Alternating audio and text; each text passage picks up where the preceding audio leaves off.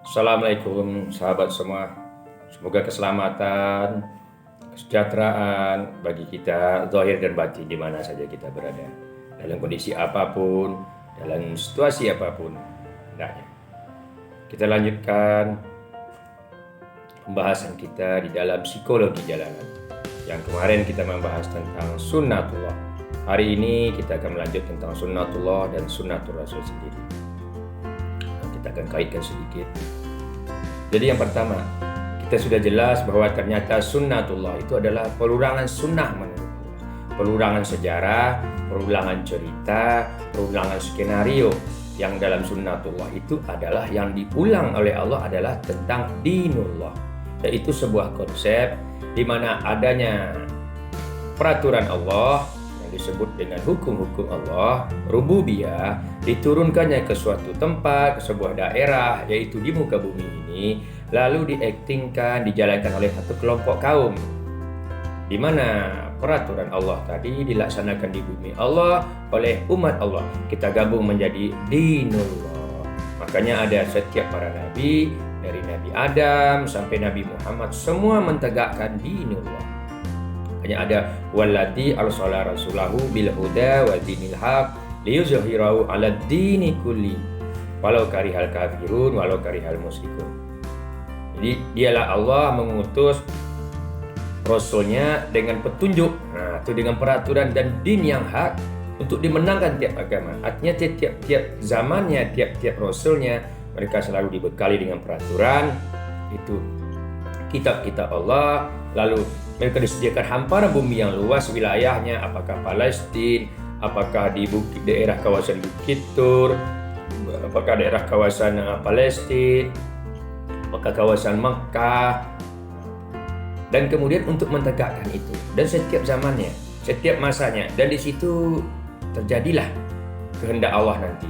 Ada yang dirahmati, yaitu yang mengikuti peraturannya, ada yang diazab, yang mengingkari peraturan. Itu sebuah sunnatullah dan itu berjalan sampai hari ini. Dan kita adalah pelaku-pelakunya atau sunnah-sunnannya. Jadi sunnah dari bahasa Arabnya juga disebut sunnan, sunnanun, maka pelakunya adalah sunnah. Kitalah sunnah-sunnannya.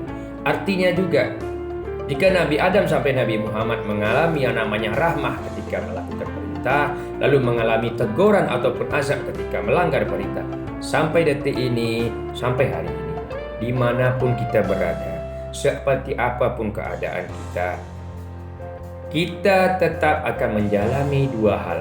Yang pertama, akan mendapatkan rahmat dari Allah sampai perjalanan kita, atau kita akan mendapatkan teguran ataupun azab dari Allah. Jadi itu skenario dan itu kita pahami. Lalu sunnatul Rasul adalah apa saja yang dilakukan oleh Rasul, suka dukanya, sedihnya, dari yang sekecil-kecilnya sampai sebesar-besarnya, untuk mentegakkan risalah Allah, yaitu mentegakkan peraturan Allah di bumi Allah oleh kaum yang diberikan oleh Allah. Itulah sunnatul Rasul. Dan tentu baginda Nabi Muhammad SAW, kitalah hari ini, sampai hari ini. Dan beliau sudah tak ada. Maka ketika beliau sudah tak ada, maka sunnahnya tidak mengacu berprinsip kepada fisiknya, tapi secara makna yang ditinggalkan kisah Nabi Adam sampai Nabi Muhammad. Kenapa begitu? Ketika kita berbicara fisik, kita akan cenderung mengikuti, kita hanya memanjangkan jenggotnya, kita memaknai istilah hitam dijidatkan di kening, kemudian kita bersiwak bawa kayu siwak, lalu kemudian sampai ada makan menggunakan jari tangan, habis itu nanti setelah makan kita dengan kuah-kuahnya kita hisap, habis itu jadi kita akan cenderung mengambil fisiknya. Kemudian sholat ritualnya kita lamakan, kita lengkapi seluruh sholat ibadahnya. Kalau mengartikan sunnah secara fisik, padahal sunnah bukan seperti itu. Sunnah lebih menuju kepada makna hakikat. Apa yang diperbuat oleh Nabi Adam, apa yang diperbuat oleh Nabi Nuh, apa yang diperbuat oleh Isa Musa, apa sampai Muhammad, aqimuddin. Jadi setiap Nabi dan Rasul melaksanakan ritualnya, tetapi dia keluar aqimuddin, tegakkan. Nah, secara psikologi ini mempengaruhi. Sehingga ketika kita habis berjamaah, subuh berjamaah, 5 waktu berjamaah, ketika tetangga kita tak makan kelaparan, ketika sepupu kita tak makan kelaparan, ketika orang cleaner atau cleaning service di kantor kita anaknya sakit tak kelaparan, kita merasa tidak perlu lagi menolong mereka. Kenapa? Kita sudah sempurna sunnahnya, sunat subuh, sunat duha, jamaah tak tertinggal, kita udah lengkap. Sehingga kita beranggapan ritual yang kita buat itu adalah sempurnanya sunnah. Ritual itu adalah teori mutlak, harus untuk dipraktekkan sunnah lapangan. Seandainya secara psikologi, kejiwaan, setelah semua orang melaksanakan sunnah ritual lalu praktek di lapangan di bumi Indonesia, selamatlah sahabat-sahabat kita yang fakir miskin, yang anak-anak yatim piatu, pelacuran-pelacuran, mesti selamat.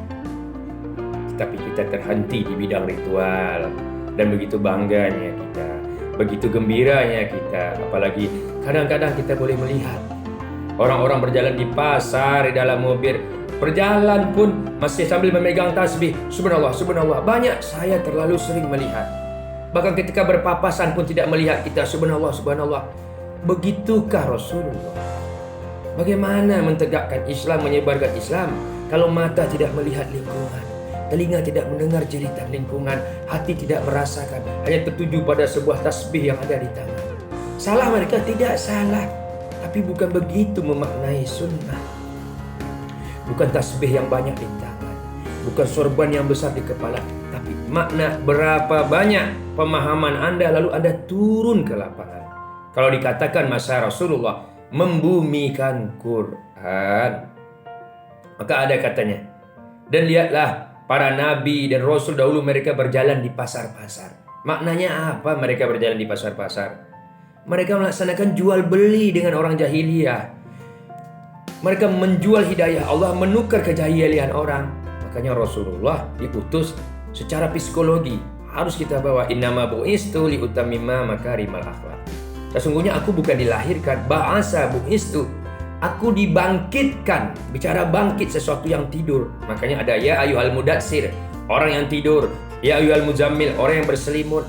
Orang yang tidur dengan keilmuan sarjananya, tidur dengan keilmuan jago tadarus, jago tajwidnya, tidur dengan keilmuan ilmu fikihnya, ilmu hadisnya, yang berselimut dengan segala titel. Kum fa'anzir, bangun.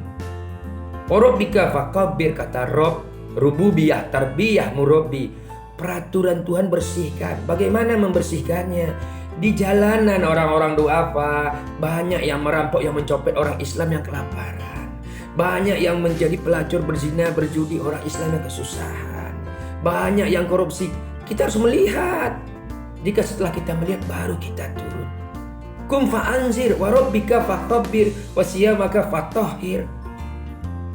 Tapi kita sudah final.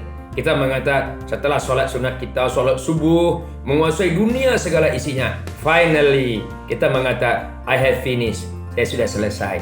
Karena sholat sunat subuh sahaja sudah mendapatkan menguasai dunia segala isinya.